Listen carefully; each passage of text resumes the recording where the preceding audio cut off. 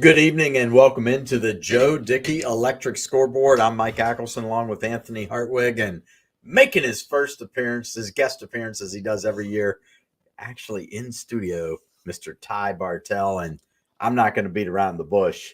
You had the game of the night. Absolutely. Yeah, you guys got me into Columbiana County for once tonight, huh? Oh, man, we knew this matchup was going to be great, and we were looking ahead. I think I was as early as week 5, and I said week 9 is going to be two trains on the same tracks, right? And it was like looking into a mirror with these two teams, honestly. Both of them do a lot of similar things well.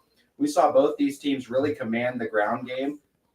Crestview comes out 16-0, punches them in the mouth, not once but twice. I mean, Max Hawkins does his work, gets the first rushing touchdown. Jake Nolan puts an absolute dime of a pass to Ethan Kane in the corner of the end zone, and then you convert both those 2-point conversions. You're thinking, man, this Rebels team might run away with it. Garfield, though, they get that big interception. Baguki gets the big interception. They score off of that, kind of calm the waters. It's a one-score game going into halftime. They come out the second half. They tie it up. Outscore Crestview 15-6 in the second half, including 2 big fourth down stops, turnover on downs, and that pretty much sealed it. But boy, oh boy, the Rebels had their chance, and this might be a matchup we see again playoff time. I was saying these two teams might lock horns again in a couple weeks here. I would absolutely take round 2 of this game because it was phenomenal to watch. I said to Anthony, like early on, when it was 16-0 and they scored, I says, do you go for 2 here to make it a one-score game? And he kind of hedged. He goes, I'm not sure I would chase points in the first half. Well, they lined up for 2 and they got it.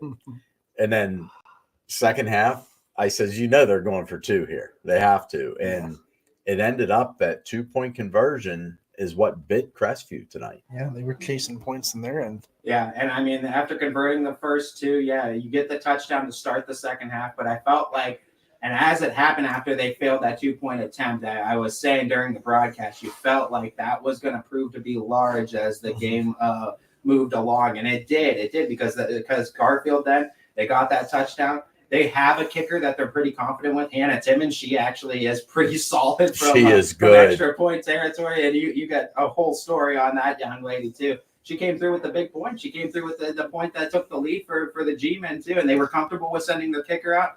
And they played with that 1-point lead for the entire fourth quarter. And credit their defense. They came through big. Both times, too, Crestview's able to get it on the right side of the 50, but they're unable to score. And that was key in that game.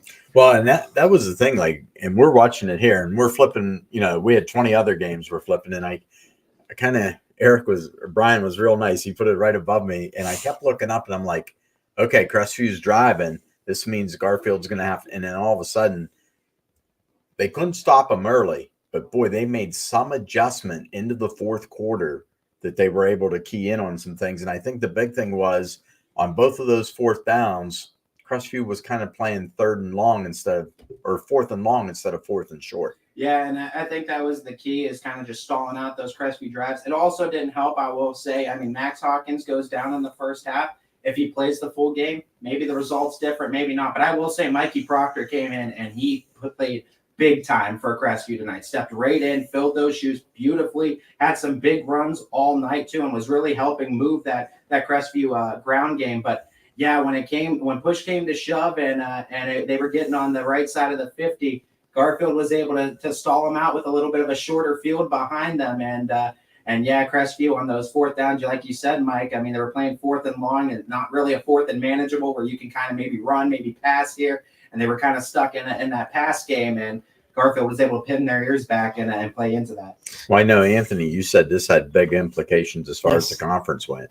It did. It does. I think that pretty much seals the deal for the conference for the G-men. Those two teams were staying even with each other coming into this week. So G-men have been the team that have been owning that MVAC grade tier for a while in football, and they step up big time. Ty, Power Hour today, you guys were talking, and one of the things you guys brought up was the culture and the winning mentality that the G-men have, and how they're always in the playoffs. They know how to win big games. How much do you think that played a role in tonight, being able to just make those big plays down the stretch, because they've been there before, they know how to do it, and they have that winning culture? I talked with Coach Moser after the game, and he mentioned that too. After going down 16-0, I mean, you're in a hornet's nest at that point. And I mean, those Crestview fans are rowdy. But I think it showcased the guys that have been there before that in that moment, they didn't panic because that 16-0 lead could have been 24-0, 32-0 in a blink of an eye going into halftime. And then you're looking at this thing like, wow, what just happened in that first 24 minutes? But I think it was that being able to kind of find the calm in the storm, right? Find that sense of calmness, get that interception, turn it immediately into points, and then go into the halftime locker room knowing we're down a possession, we get the ball out of the half, we make something happen with that first drive, we're right back in it. And I think that's what Garfield was looking at, and I think you saw that calmness kind of play out on the field tonight. Here's another talking point. Playoff runs, inevitably you're going to have to travel a lot. This is the deal with playoffs. You make a deep run, you're going to have long road trips. Garfield, the crest of you, Ty, you can attest to it because you're not too far from Garfield yourself. That's a trek. So getting a little bit used to going, over an hour away, getting ready to play football, maybe a little bit rusty at the start, but, finding your footing and getting a win really far away from home, that could pay dividends for Garfield late in the playoffs if they have to make a big road trip. Yeah, and I mean, you talk about Garfield, too, going on the road and you go into a hostile territory like that. It's also a team that has a lot of younger guys on it. Both teams do. There's a lot of younger guys. I mean, Jake Nolan's only a sophomore for Crestview, too. So this is a matchup I expect to see in the next few years where conference championship implications are going to be on the line. But I think for a lot of those younger guys, too, to get that road win, it's going to definitely build some character, much-needed character that they're going to need before the playoffs. Well, it's kind of ironic. Garfield snaps Crestview's winning streak at 7. They extend theirs to 7. Yeah, and Crestview first loss of the season came in week 1, so they haven't really been in a game like this where they kind of got punched back. I think this helps the Rebels too, and I think for Coach Perry, he's looking at the fact, Max Hawkins might be down. We don't know the timetable for a potential return for him. But we know Mikey Proctor can fill those shoes beautifully. We know Jake Nolan's a really good quarterback, as a sophomore that's continuing to get better every time he steps on the field. And by the way, we got a really good offensive line and defensive line to complement too. And when you have those two things in small school football, that really helps. Well, and here's what's interesting. If you're Crestview, you got to forget about it real quick because next week you face a LeBray team. And it all depends which LeBray team shows up. Right. Because they've been hit or miss. But if that team that comes to hit, Crestview's going to have to bring their A game. If Mr. Yoho comes in with his A game. Yeah, and you never – and that LeBray team has a ton of speed too. So, I mean, if you can't contain them, they can get loose on you, and they can run a little bit wild. But, this is a game where they're going to have to refocus. Mikey Proctor, the junior running back, I'm expecting him to be the starting guy next year. He might get a little sneak preview of what that's like going into week 10. And I expect them to hang their hat on him a lot too. But, this is a Crestview team. I expect to see them bounce back. But that LeBray team, they can surprise you if you're not ready for them. Yeah, and the G-men can't have a letdown next week. They got to travel to Brookfield. Right. So, and the Warriors, they're probably going to be like, hey, we got a big win tonight. Boy, if we could tack on one more, that would be big. That's 2 in a row now for Brookfield. Yeah. Rico Smith's a dog, man. Rico Smith, he could throw the ball. He could run the ball. He does a little bit of everything. Play defense well. I mean, that's a young and up-and-coming team, too, in Brookfield. A lot of younger guys as well on that team. If Coach Clark let him, I bet he could punt. And I bet he could kick, too. He'd probably never leave the field if Randy would play. So I remember some of those old Springfield teams. They had like the Schulers on them, all the Schuler family. And they would punt return. They would be the quarterback. They'd kick field goals. They just do everything. Yeah, and the brother was long snapping the punter. Yep, Schuler connection. The family runs deep. Oh, yeah, absolutely. Well, Ty, man, we appreciate you stopping in. It's always cool, and I don't know what it is with you, but you always get the big game. Big game, Ty. I don't know what it is, man, but I welcome it too. And I mean, it was cool to get into Crestview. First time I've ever called a football game at Crestview too, and that's a great community. It's one that I've had experience with in other sports too, and they didn't disappoint. They filled the stands, they packed it. It was a fun environment to be a part of. You got to hear that cannon get fired a couple of times too. For sure, man. They absolutely love their sports. The first time I ever went to Crestview, no one told me that they fired a cannon, and it made me jump so high. Yeah, they definitely are. They're a gem out in the middle of nowhere, like Eric Husey says, but they're a gem out in the middle of nowhere too. That's a beautiful school, beautiful facilities, great people out there as well. Great hospitality. Pretty new facility, and they're opening ground on their new complex. So a lot of fun things going on down there at Crestview. Yeah, absolutely. Well, thank you guys so much. All right. Well, hey, man, we appreciate you coming in. And speaking of Eric Hughes, Hughes. he's Let's hanging bring out, so we'll bring him in. Hot take Hughes. Yeah, he had an interesting game tonight. Mm-hmm. Like it looked for a while like it was going to be a game, and then Lowville decided, well, we're done playing, and Waterloo though doesn't quit. Yeah, it was a game. I mean, they were in that till like the very end. They scored Waterloo scored 2 touchdowns to start the first quarter. It was like a 10-point game at one point. But then Ricky Roach, he did what he does, had a 39-yard touchdown pass to Pazel to push it back to a 3-score game. Then Josh Pazel comes back on defense, gets a pick six, and really puts it out of reach. So Waterloo, credit to them, like they came to play. They were really in that game to the end. But Lowville, they just had him in the end. Eric, talk about those big plays that Lowville keeps making in these games that turn tides, the momentum turning plays. I mean, like you said, Waterloo came, punched them early. They were fighting hard, but I think a pick six is one of those just demoralizing type of plays that can really turn the tides of a game. I mean, even after the pick six, Waterloo's offense still came back there. They kept fighting, and they played a great game all around, but that pick was really what did it for them. But Lowville, I mean, they have Gino Perry in the backfield. I mean, you're not losing with him in the backfield. He had 4 touchdowns on the night. Double deuces, man. Yeah, he's fun to watch. We were enjoying your call. We're sitting here, we're watching that game, and I was like, this is back and forth. And I'll be honest, and I said it to Anthony when I came in tonight. I said, I know Lowville's going to win, but Waterloo's not going to make it easy for him. And boy, they're just big up front. They're hard to move around in that line of scrimmage. Yeah, they're 3-6 on the year now, but I think they're better than their record would indicate. I know they play in the MVAC Scarlet. You got like Springfield, Reserve, McDonald, Lowville. It's a tough conference to play in, so definitely not as bad as the record is, but they're just not better than some of these other teams. Yeah, at the end of the day, I mean, the one difference for Waterloo, their offensive scheme is just hard to practice for. It's hard to simulate in practice, and that's why they're able to have some success even against these better teams. They're able to, find ways into the end zone because you have to play such disciplined defense to be able to stop their run game, especially if the game's close. Now, when you start to score ahead of them, they have to get into the pass game. That's when we see things happen that they're kind of uncomfortable with. But if Waterloo is able to stay in what they want to do on offense, they're hard to stop. Mm-hmm. And Landon McClain, their quarterback, he's for real. I'll give him that. Mm-hmm. He played his ass off tonight. So let's set the table now for next week. It's the one that everybody has been talking about. They've had a great rivalry the last 10 years, Springfield, Lowville. It would be massive for Lowville if they can pull that one off next week. It may even put them into a home playoff game. Yeah, I mean, a lot's going to have to happen for them to come out. Springfield, I mean, credit to them there. Proving once again why they're the class of the MVAC Scarlet. They beat McDonald like 40-0, I saw. They shut out Western Reserve, also another good team. So Rockets definitely have their work out for them. Defense is going to have to be. They won tonight, but at the end of the day, they did give up 40 points. Defense is going to have to be like a lot better. They're going to have to be ready for that Springfield offense. Lowville's offense, I mean, they're going to put up points. They're going to do what they do. Defense have to keep them in it, though.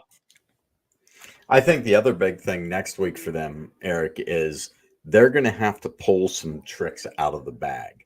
They're going to have to do some unsuspecting stuff that maybe could put Springfield on their heels a little bit. Yeah, I mean, that's why Springfield was able to, really beat McDonald Western Reserve the way they did. They tried to, run what they usually do, just play their normal brand of football. It didn't work against them. So, Lowville, they're going to definitely have to mix things up here. But they have the talent offense to get done, like I said. You got Ricky Roach, great quarterback. I think he can do it. You have Gino in the backfield. You have a real number one, Josh Pazel. Offensive line's really good. So, tough game for him, but definitely one they can pull off. We'll be excited about it. We'll know that you'll not only talk about it on the next Power Hour Super Show on Friday, but we'll also hear from your live show at Bedford Trails next week as well. A lot of great interviews, Eric. Thanks for coming on, talking about your game, and we'll see you back here for Week 10. Yep, for sure. Thanks, Eric. Eric Hughes calling Lowville and Waterloo, a great game out there. And Mike, last week was one of those weeks that we thought might be a lot of blowouts, turned out to be a lot of close games. I think this week was a little bit opposite. We had some games that we thought were going to be kind of close that turned into a little bit of a runaway. Maybe the universe one even things out. It evened things out on us. It just reversed weeks on us. But there was one, like, you look at things and you were like, okay, this is how it's going to go. But it just, the way it all washed out tonight, I was kind of shocked on some of them. They surprised me, but on other ones, I was not. I mean, we can start to look at the scoreboard. We get anybody else that checks in, we'll break away and come to them. But I'll tell you, the one that shocked me was Beaver Local. They absolutely took out some frustration tonight on Cambridge. Yeah, well, I think, last week their offense just didn't execute the way they wanted to. And it was a very winnable game. Their defense went out and did their job and held their opponent to 14 points, but their offense just could not get the job done. And I think they probably had a colorful week of practice with Coach McKenzie, maybe. There might have been some tough conversations to be had, I would say, in practice. But end of the day, the story is their offense got back to what we're used to seeing from Beaver Local. Yeah, we'll pull up the Burnett Pools and Spas scoreboard here. We'll go full screen with it so we can share that with everybody out there. And then we'll go full screen for us so we don't have to squint to see it. There you Thank you. My eyes aren't good. I know. Me neither. I mean, I'm legally blind. So, all right, let's scroll back there up we here, go. And then we'll. All right. So we'll leap across the border for our first final. Beaver absolutely took it to Quaker Valley. I thought this would be a closer game. Beaver, man, they took no prisoners in this one. And they're a fun football team to watch. If you're ever in Western Pennsylvania on a Friday night and Beaver's playing, go watch them. That is a team that could be a force come playoff time. Yeah, Beaver Bobcats, man, and Noah Doty and CJ Schroeder had a great call, and we love the fact that they're back on YSN. Yeah. Now another powerhouse here in Ohio, Archbishop Hoban, went to Central York, Pennsylvania. Okay, Central York from my house in Butler is about 4.5 hours. Oh. So that's about close to a 6.5 hour ride for Hoban. They made it worth it, I guess. They sure did make it worth it. 41-7. They're a team that is just moving up the rankings, and I know there's a game that they probably have already penciled. They want a little revenge. Yeah, and I think they just want revenge in the state tournament. Last two playoff runs for them ended in absolute heartbreak for Hoban. Yeah. So they just want a little bit of positivity to end the season this year. And then a rivalry game that early on, I know one of the early scores we got, it was all Austintown Fitch. Boardman makes a game out of it, but they still come up on the short side. And for Fitch right now, if you're prognosticating ahead a couple weeks, this is a team that wants to play at home, first round of the playoffs. Yep. But I think they would like to have 2 games at home. And it's possible. They're playing right now the 7th ranked Warren Harding Raiders next week to end the regular season. So a win against a team like that could definitely give them enough points to get into that top seed. Yeah, and I like the way Fitch is playing. Yes, they take out that one Ursuline game. Yeah, well, take out the Ursuline game, take out the McDowell game that they lost at the last McDowell, they played well. Ursuline, they didn't show up. Yeah, there's one game you can scratch off there, but they've played some pretty good football all season. And I guess if you were going to have 2 bumps in a road, it's better to have them in week 7 and week 5. Absolutely. I mean, you don't want those bumps in week 10 or in the playoffs. Of course not. So things looking good for Fitch. They just got to take care of business. Brookfield absolutely taking out some frustration on Newton Falls tonight. 54-8. And that was 2 straight weeks for Brookfield. The impressive win last week with the walk-off touchdown. And then this week with the blowout. Yeah. And Camel Memorial ended up being a dogfight against Jackson Milton. They were up 13-6 in this game. Milton scored, was driving.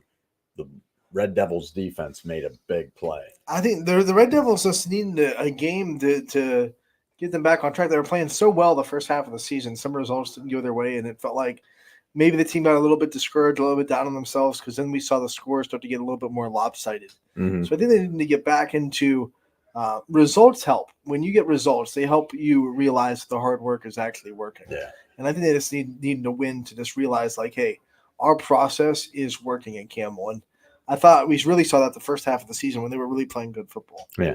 And speaking of teams that needed a win, Cardinal Mooney desperately needed a win. Does keep their playoff hopes alive. 32-0 as they beat East, but you know what looms. And it's also, the Holy War next week. On the flip side, East needed this win to keep their playoff hopes alive. So that was two desperate teams. Mooney was more desperate, apparently. Liberty over Champion tonight, 28-7. The Leopards put a nice game together. We were talking off the air. Liberty, like every year, it's the same story where tough start, and then they turn it on come conference play. At the end of the season, they usually end up with that 5-5, 6-4 type record that gets into the playoffs, and they're looking to do that again this year. They started out 0-4, Mike, and they're sitting right now at 4-5. Yeah, they've won 4 of their last 5, and they cannot afford a letdown next week against Southeast. They have to get that win there to give them any hope of making the postseason.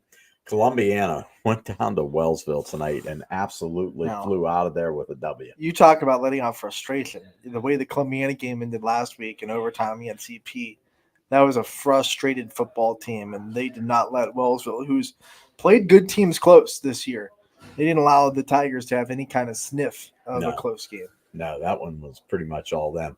And then East Liverpool with a nice win over Weir, West Virginia tonight, 45-7. Potter's definitely taking care of business out of state. Absolutely. And that's one of those games that, you see East Liverpool play Weir every year. They're very familiar with them. And they've been playing well the last couple of weeks. We've seen them get big wins on the scoreboard. And I like going on the road the last 2 weeks and doing it on the road too. Yeah. And then, like we said, this by far was the game of the night. Crestview punches Garfield in the mouth and says, take that. We're up 16, and Garfield's defense, big interception. Yeah. They get to score. They're back in the game. Third quarter, they tie at 16, but Crestview says, The missed 2-point conversion actually ends up being the difference in that one. Garfield scores. They kick the extra point at that time of the game, and then their defense makes a couple big stains. I think both these defenses were under-talked about. I think a lot of people thought this game would be really high-scoring, and we would see like a 45-38 kind of game. And I think both defenses are actually very good. Yeah. And I think they proved it. Yeah. And speaking of teams that needed a win tonight, Canfield shutting out Howland 34-0. When Canfield entered tonight, going into this playoff run, they were sitting 16. So they knew what their task was. They knew they had to get a win. They're going to have to get a win next week, which would be massive and will really help their playoff hopes. They play Boardman. Yeah. So no looking ahead. The Cardinals take care of business against the Tigers, which kind of a rivalry game. I think this game was close for a while, and I was surprised how quick it turned. Really, not close. When it turned, it went back. Really. Yeah, like it snowballed real quick. And then this is a score that kind of surprised me tonight. Yeah. Normally, big rivalry game, Girard-Hubbard. Girard really let them have it. Yeah, 45. Something must have been going on in Hubbard tonight. Yeah, and then it wasn't good. And they have South Range next week, so Yeah, and that's a big win for Girard because there's a school football program that's trying to get to number 8 at least. So they got a big win. You want a playoff game in Arrowhead for sure. And then we move along. Jefferson all over Edgewood tonight, 44-14. This game was close for a while. Yeah. And then when it got blown open, it was basically Jefferson said, we're done. It's a trophy game, and everything was amped up a little bit. Edgewood all year, they just lost so much of talent on offense from last year's senior class, and they've been trying to find an offensive identity. They just haven't been able to find it. Yeah. Big win for LeBray tonight. They beat Southeast 20-7. And what it does for LeBray, they're now 7-2. Right. So they've taken care of business. They control their own destiny, basically, to get into the postseason. Next week could be a tell-all week. We know who they got. We know their Crestview stinging from a loss. But, boy, if the right LeBray team shows up, this should be a great football game. I'll be interested to see how Crestview looks at the start because not only are there a couple of injuries that we already talked about on Crestview's side, but the injuries that don't show up on the injury report. Just it's a lot to play Garfield. It's a physical football very game. Physical game. You're gonna feel it, and then you have to practice this week, getting ready for LeBray. And If you're slow by a step, LeBray's speed is going to make you pay for Well, and not only that, you're going up to their house on senior night. it. So LeBray's going to be ready, and that would 8-2 for LeBray would be a great season for them. Definitely both teams headed towards the postseason. So as we move along, then Lakeside. This was another game close for a while, and then when Lakeside decided they wanted to spread it out, they took care of business. I think this was one of those. We've had a couple of games like this with the same storyline this year, where the bigger team kind of just the depth of the lineup and the roster kind of overwhelmed Conneaut by the end. I think Lakeside is about 2 divisions higher than Conneaut, if I'm not mistaken. So that just able to always rotate people in and being able to just have the size advantage really wore Conneaut down. Yeah, absolutely. 42-24. And then kudos goes out to East Palestine tonight.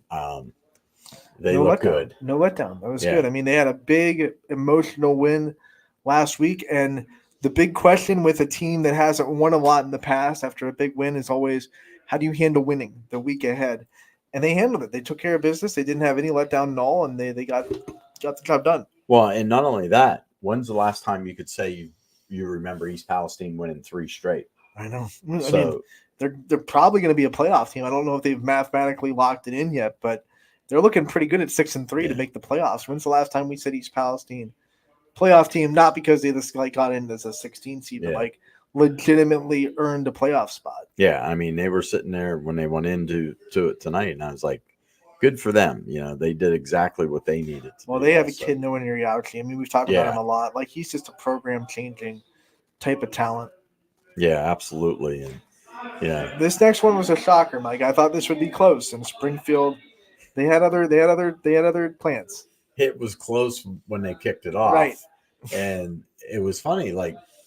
The first quarter was, played right around the mid, a little bit of a chess game. Right. And all of a sudden, Springfield started blowing open holes. And once they got that running game going, the wheels just started churning. And they just really I think they wore down McDonald, which was surprising to me. Coach Guerrero is really good at finding what you're not good at in the game, inside the game, and then just exposing it all night. It's kind of like Bill Belichick. He was always really good at that as the Patriots coach.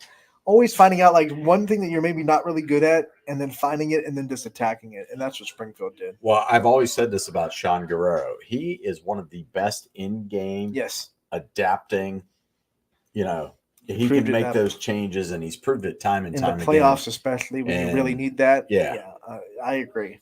And Springfield, I think, is peaking at the right time, too. Mm-hmm. Beaver Local, like we were talking about, they took out a lot of frustration on Cambridge tonight. Yeah. They had to put on the lights a lot. The light show is working a lot. They only scored 7 points in the second half, but they didn't need to score anymore.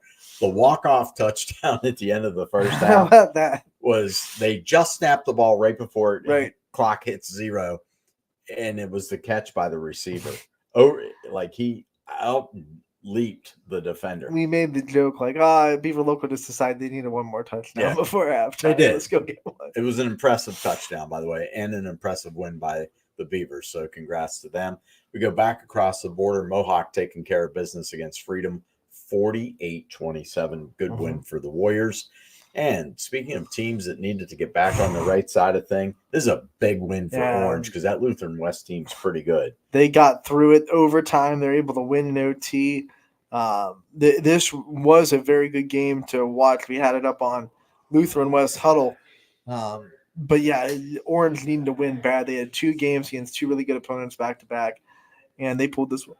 This one out. They got 6 wins on the season, and now you ended on the road at West Geauga next week. And West Geauga's been reeling. I mean, they've been playing really good teams, but they're kind of, they just got pounded tonight. We'll see that in a couple of minutes. Yeah, chance to go 7-3, though, for Orange. Poland goes up to Lakeview, battle of the Bulldogs, and the Poland Bulldogs come away with the win 35-7. Yeah, Poland's defense playing ultra well right now. The only team to really figure them out is South Range this year. And then Marlington, they happen to be in the buzzsaw catch of Salem. Salem has had their finally. Yeah, They have had their hearts ripped out so many times this year. And tonight the Quakers put it all together, all around good game for Ron Johnson's team. We talked about teams that needed wins. Like Salem, they needed one bad. Yeah. And then speaking of teams that continue to just roll along and take care of business, South Range was in a ball game tonight against Louisville. This was an interesting game. South Range had to constantly counterpunch, and they did. Yeah. They did. Every time that Louisville made this a game, made this close, South Range had answers all the time. Now, Coach Rock is going to come out and watch the tape and come and practice and say, guys, these counterpunches can't happen. Eventually, someone in the playoffs down the road, they're going to not let us counterpunch again, and we're going to be in trouble. So there are definitely things to fix, but at the same time, you got to love the fact that your team is able to just keep standing up, keep getting up off the mat, keep throwing those punches, and finding ways to win by a sizable margin, even though this game was pretty close at times. Yeah, at one point it was 14-13, and then all of a sudden that's when South Range got back up by a couple scores, and they kind of kept it there the rest of the way. But kickoff return for a touchdown by Louisville sparked them a little bit when they were down 14-0. Yeah, and then good win for Southern Local. They go on the road. Lisbon had their chances, though, in this game. They did. Kudos to the Blue Devils. They played well, but the Indians played just a little bit better. Southern coming off that big win against Valley, they were feeling good about themselves. Yeah, definitely not, looking past anything. They took care of business when they had to. Speaking of teams that went on the road tonight and absolutely handled their business, Struthers, they just literally brought the lunch pail and said, we're going to do whatever we want, and they had their way. This is, if you want like little nuggets to tell you that Struthers is a well-coached team, this is a game that could have been a trap game. They have a big one next week. Everyone knows it. They've been talking about it for weeks. You could have looked over Niles a little bit, maybe not lost the game, but made it closer than it should have been. But Struthers did not have an ounce of that in their system this week, and that tells me they're well-coached, and they absolutely are. We know that. We know that Coach Bayek is a really good ball coach. So the fact that they were able to stay focused tonight and just take care of business, and now they can focus on Poland next week. If you want to look over the last 4 weeks, we can talk about how good the offense has been for Struthers. Let's talk a little bit about that defense. Shutout against Hubbard. They gave up 9 points to Lakeview. Youngstown East, they gave up 6. Tonight, they get their second shutout. Remember, when they played South Range, one touchdown was a block punt into the end zone. There was either a pick six or a pick that got them way deep in South Range, way deep in Wildcats territory. So their defense actually played pretty well against South Range when it was a traditional drive down the field. They got to be kicking themselves because they're like, man, the one time we could have really played well, like if they played perfect against, not even perfect, if they played clean football against South Range, that game could have gone differently. If you throw out the South Range game, which I know you can, but we can. Because we can look at it that way. We're owning the show. We can do whatever we want. Girard's the only team to score 3 times on. It was 28-21, but that is the type of game those two teams play. Back and forth. 1/2, too. Yeah, and it was all done in 1/2, and then the defense came out. Other than that, Struthers has not given up double digits to anybody else. So this is going to be interesting. That Poland team is clicking. The Struthers team is clicking. 2 very strong defenses. This is going to be a fantastic game next week. It's fun, Mike. Sometimes when you get those 2 defenses colliding, it actually ends up being an offensive game. So you wonder how that's going to shake out. Yeah, absolutely. And then Ursuline taking care of business against Youngstown Cheney, 37-6. The Irish still sitting atop their region, and then computer points. They would love to lock up that number 1 seed. That region is so tough, and the higher seed you can get, the better. I mean, you're going to have to play teams like Villa Anna St. Joe's, who they got a win against, but it was close. Yeah, let me throw out some. Throw them out. There's Aurora, Gilmore Academy. Oh, Gates Mills Hawken. Oh, man, no. Chardon. Cuyahoga Valley Christian Academy. Yeah, CVCA is always good.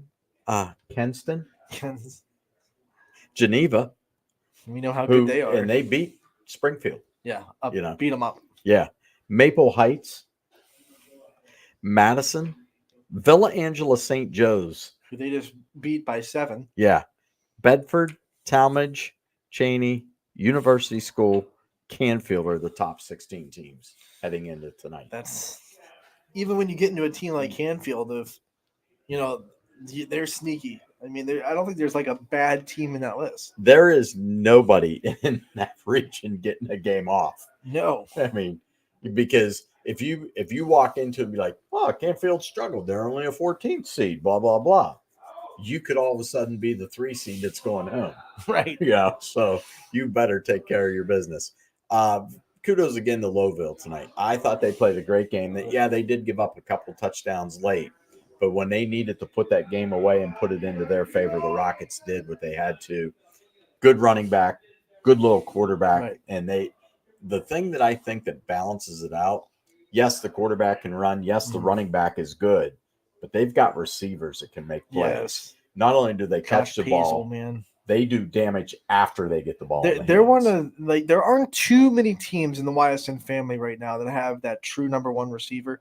There's a few of them for sure. But Lowville is one of the teams that they have a go-to guy that quarterback can go back and he can just kind of throw up a 50-50 ball and say, hey, Josh Paisley's going to go up and get it. Yeah. And that's a wonderful thing to have for an offense.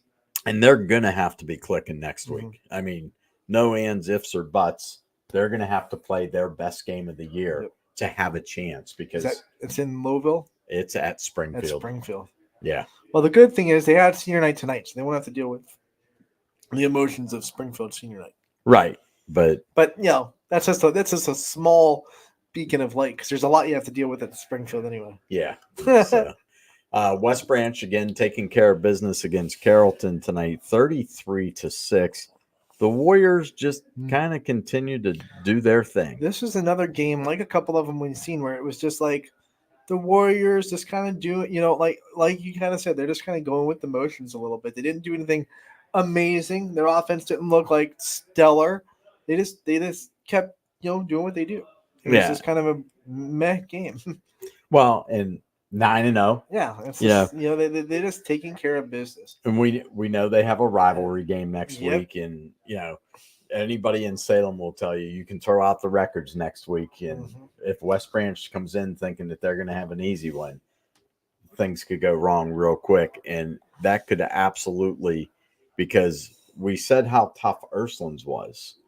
Oh, by the way, there's Menor Lake Catholic, Perry, Streetsboro. All you have to say is Perry, and that's enough. I mean, Perry's enough for like 5 good teams. But Struthers sits in that. And all of a sudden I'm like going, this could be Division 4 could be real interesting because there's some teams that you may not, I don't really want to see that team in the playoffs because they may match up very well against us. I don't know if you want to see the reigning state champs in Division 5 who got the Perry Pirates mammoth win over West Geauga. Yeah. Mike, this game was 21-0 before you could blink. Yeah, and they took absolute care of business. It was a running clock early. They're impressive to watch. I'll say it. I think they have the best quarterback in the YSN family in Walt Moses. He's going to Toledo, going to be a D1 QB and a legitimate quarterback, not one of those quarterbacks that's going D1, but he'll play, a linebacker maybe. No, he's going to Toledo to be their quarterback. He's good. He's the prototypical quarterback. He's tall. He's strong. He has good vision. He's been through big playoff runs. He's been through a loss in the playoffs. Remember 2 years ago, South Range beat Perry out of the playoffs, so he's experienced that before too. So really motivated kid, and we've had a chance to do a player profile with him. That's a difference maker when you have a guy under center like that. Yeah, absolutely. And then we move along. Western Reserve taking care of business, 39-12. They improved to 8-1 on the season. Their only blemish is Springfield, and they gave Springfield everything they could want. That's a 12-0 game. But I hand it to Western Reserve. I thought this game would be closer. I wonder how much the loss last week was still sitting with Middle Ridge a little bit over the week, trying to let that go. And then maybe not getting the whole mentality of this week in there. Western Reserve is a dang good team, and if you don't give them their full attention, they're going to do this to you. Yeah, absolutely. And then this is another one that kind of surprised me. This was for the NAC. The NAC was on the line. Wyndham came in undefeated. Pymatuning Valley one loss, but out of conference. So this was the conference on the line, and Pymatuning Valley 6 in a row now. Yeah, they're on a roll. No, six conference championships in a row in the neck. But well, if you're going to win it, the title goes through Pie Valley. Right. This was the classic size versus speed. And in football, I don't care what level you're talking about, college, pro, high school, 9 times out of 10, a team that's big and strong is going to be able to beat a team that's a little bit fast. Because Wyndham is fast, man. But Pymatuning Valley, it was a brick wall. It was like running a Ferrari into a brick wall. Brick wall wins 9 out of 10 times. And Pie Valley's only lost once all season. Girard. Yeah, Girard got him. And that was like a 8-point loss, I want to say. Yeah. 21-13, if I'm not mistaken. Yeah. And the only other team that really – there's 2 teams that gave them games. Mineral Ridge, first game of the season, so you're still, really getting your feet under you. That one's 38-27. But then the Rootstown game's 26-21. But then you look at their other games, they've got 4 shutouts on this season, and twice they've held their opponents to 1 score. The D-line's bigger than most, especially when you're talking about that size of school. So it's going to be hard to run against them, and a lot of high school teams are a run-first mentality. And when you can't run the ball, you can't do a lot of other things, and that's why Pymatuning Valley's really, really good. Yeah, and that's a tough one for Wyndham. That's their first loss of the season. Yep. You're 8-0 coming into that game, and you got to turn it around real quick because you don't want to go into the postseason. A lot of coaches have told me that if no one wants to lose, but if you're riding high and you're going to lose, they would rather it happen right before the playoffs, because then it's this kind of a reality check to your players. We're also like, hey, we can't have bad days. This is what happens when we don't execute, and you need a reality check a little bit. Yeah. Not saying that Wyndham did. I don't know if they were high on themselves a little bit tonight. I have no idea. Maybe Pymatuning Valley was just better. But either way, this practice this week is going to be top-notch practice, which is going to get them back on track for week 10 and then the playoffs. Well, and according to Joe Itel, which isn't official, but if the playoffs were to start right now, Wyndham would play Southern Local in the first round. Ooh, that'll be good. Yeah. They would travel. They would travel to the Wigwam. Ooh. So, whoa, something just happened out there. I think the Indians or Guardians, whatever I call them, the Indians. I'm never changing. May have done something good just by their reaction. So, well, that's the end of the scoreboard, Mike. Yeah. So we got through. We'll wrap things a little early tonight. This way, you got a little bit of time. We still have 10 minutes before 15. 10 minutes to the news starts, and then about 15 to the overtime report. So, but hey, we appreciate you joining us for week 9 of the high school football season. Make sure you tune in to WFMJ. Dana Balish, Brittany Bissell, 2 good friends of mine. They've got the overtime report coming up for you. They're going to have lots of highlights, all the scores. I know Dana's already in his mind. He's got conference championships burning through there, what the playoff scenarios are. Dana's really good at what he does. And don't forget 3 football games on the air tomorrow.